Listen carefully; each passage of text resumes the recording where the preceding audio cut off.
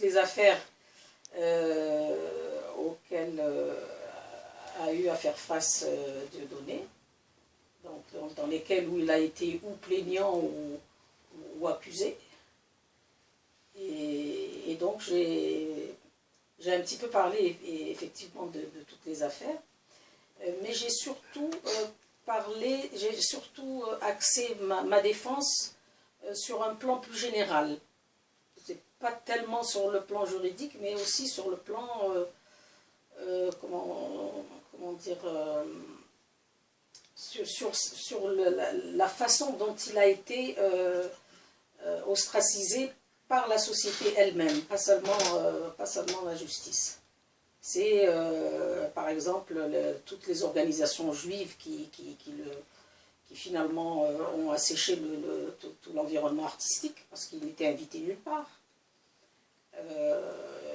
Dans tous les journaux, on parlait de lui comme d'un Belzébuth, quoi. Tout ce qu'il pouvait dire était mal interprété, toutes les choses anodines qui peuvent être anodines dans sa bouche prenaient des proportions extraordinaires, et puis surtout il était taxé de racisme, d'antisémitisme, d'antisionisme, enfin de tout. De fascisme, beaucoup aussi. On a beaucoup dit de lui qu'il était fasciste, surtout quand on le rapprochait avec Soral. Et puis les islamo-fascistes aussi, parce qu'il prenait la défense de la Palestine.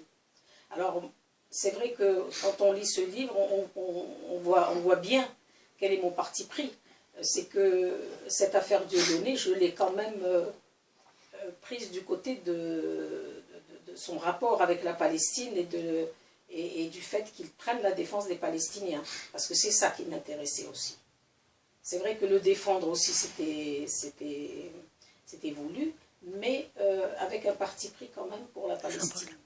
Et ça, je pense que c'est très visible. Oui, c'était un symbole, quelque part.